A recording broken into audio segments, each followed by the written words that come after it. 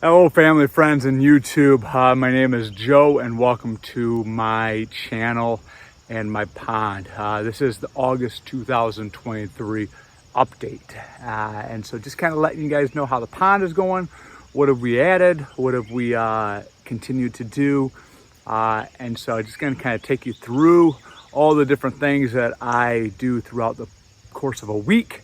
And about 3 years into this process of restoring an old farm pond that was covered in duckweed, covered in water meal, and really I didn't maintain it for 8, 9, 10 years, somewhere in there, kind of losing track of the years, so to speak. So I started out this morning by just doing a little maintenance on the aerator pump. We do use a Hiblow 100 long life. This was a aerator kit that I bought through Septic Solutions 3 years ago. I thought I could make a 3-year review on my aeration system, and I'm kind of over that. Hiblow makes a fine product, guys, a real fine product. The reason I went with the Hiblow, I thought about going deeper. Our hole is about 12 to 13 foot deep. The hole is over in this area. But where the aerator is, you can see it right in front of that little blue lily pad toy there. I have it about 7 foot. When the water rises, it's right in that 8 foot mark. The deeper you want your aeration, your diffuser to be, the more pressure your pump has to put out. The more pressure your pump has to put out, the more electricity it's going to consume, the more monies, right? That pump consumes about 75 watts an hour.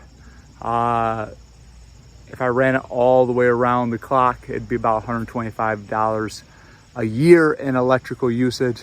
And I usually shut that down for about 6 weeks during winter. Besides that, it runs 24/7 and it has done that for 3 years and a month. And so, but that Hiblow you can rebuild. You can buy new diaphragms, you can buy new innards, and you can rebuild it. I don't know if it's worth it, if it's worth your time, compared to buying a new pump, but you can rebuild. So if you're so inclined to do so, that would not be a bad idea. Remember these aeration pumps, those Hiblows, they're actually designed to aerate septic systems. And so they're designed to just run nonstop, but I think they only put out about 6 PSI. And so you can't run them super deep. They just won't create the pressure to get that air down deep enough. I hear kids out. Let's talk what else is happening on the pond. I recorded a great video on this diving tower here. And once I got done, I just realized that you couldn't hear me and you could hear this kid squealing and having a good time. So let me give you a little backstory on this. I do have some B-roll I'll move in here, but that diving tower there, so that diving tower, my father and I built almost 25 years ago. So I was in my early 20s at the time. And that diving tower goes, oh man, it's another 7 foot deep into the water at that spot. And so that diving tower, my dad and I built 25 years ago or so. And it's all out of steel pipe. And so it is heavy, and then it sets on sets of 2 rims welded together. And then there's a locking mechanism in there with some other pipes and whatnot. But we built that.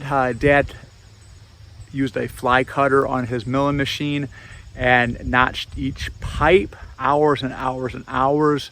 Probably a hole saw would have been faster, but he had the fly cutter, he had the milling machine, and he had the knowledge. Dad is tool and die maker, so he did that, and then basically that was a welding project. You hold squares in, hold it perpendicular, and weld it together.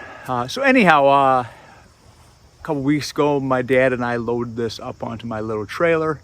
It was a little sketchy, but we were able to transport from his place, he has a small place on a lake, over to the farm pond. And then me and the kids decided that we were going to put it in. It was a little bit of an adventure because the only way to really move it is to have it straight up in the air, which means it's 12, 13 foot high.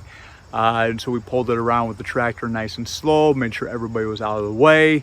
made sure it wasn't going to tip, and then we started to push it into the water. It actually took a couple goes because that side of the pond, really most of the pond, but that side of the pond especially, has a lot more muck on it and a lot of clay. And we pushed it in, and it was on probably a 20-degree tilt, and that was no good. That was no bueno. And so I was able to put a strap on it, pull it out, moved it over to the other side. But it's pretty steep where that's at, and it just kept rolling. It kept rolling. It went all the way pretty much to the bottom of that section of the pond. But we were able to harness it, pull it back out, and get it set. And that stayed there. It stayed there. It stayed there. It hasn't been perched on that ledge. And the front of that tower is probably at about 7.5 foot deep as we're speaking right now. And the water level is actually down probably 16, 18 inches. If you see right over here, that in the spring, the water will actually go up and over that edge. So we're a good 18 inches down. And so that diving tower, you go out 2 foot and you're down 9 foot. And so plenty deep enough where it's at, and the kids are just having a blast with it. And so that has been a good addition. I'm not quite sure how much more I could put into this pond, but at the same time, them now stirring up that side of the pond and creating that turbulence and that water movement across the whole pond with their splashes, I think it's really good for as far as like introducing oxygen and getting that water moving. Until we did that, I was considering an extra diffuser for the aerator, and I don't think I'm going to. I think we're going to leave well enough alone. So this takes us up to last week. With water levels being down, I've been able to use my muck bucket. You can see it over there somewhere. And I've been able to harvest muck out of this space. We were able to add about another 30 feet of beach. You can see that I still have a little more sand here, the little guys on the sand. And I don't have quite all the sand out. We got rain, and this area of the yard gets pretty soft. And so I think that's about all the beach that I'm going to add to this pond, just because it's getting pricey. It does get pricey, but we'll have to add sand probably every couple years. And so it's good. The kids want to play in it. Today's kind of overcast, but on a normal day, they're in this pond for an hour at a time. And so they will track that sand in for me. I don't have to do it. So most of y'all don't care about this or that or that. You care about the water quality. And so I had someone reach out lately and say, hey, biofilm, are you still doing biofilm? And you know, on a super hot day, I'll see a little bit of a haze, and I'm not sure if that haze comes from the dye that I put in it, or if it is biofilm. Earlier this spring, we were having a little bit of that biofilm still. But I've stayed steady. I've stayed really steady, adding the bacteria once a week. And I know that, you know, probably that's too much, but it's like too much time or too much money. I don't think that too much bacteria is going to be bad, especially as I'm trying to consume and eat up that muck. I've been keeping tabs on my alkalinity and my acidity, and I've been adding lime a couple times during the summer. Like I said, earlier this spring, we put in 100 pounds of lime, and just to kind of balance things out. And since then, I probably added 5 pounds one day and 5 pounds another day, just to really keep on it. I saw algae start going around the edges. And from my understanding, that biofilm and the algae and the rot and the pH and all that kind of balance together. And I've learned way more than my brain can actually hold when it comes to water quality. I have been keeping that pond dye in there about once a month. I just put it in there. It's like $23 or something like that, which you know, yeah, it's per month. It's running me, plus electricity, it's probably running me about $150, $140, depending on what Amazon's prices are, to keep the bacteria in it, to keep the pond dye in it. And once water temperatures and air temperatures start to cool down, I will not add that bacteria just because it doesn't work as well. So yeah, 140, 150 bucks a month. Gets a little pricey, but I still think it's cheaper than a pool. I really do. I think it's cheaper than a pool, and I don't have to take it down. I don't have to winterize it. I don't have to do any of that nonsense.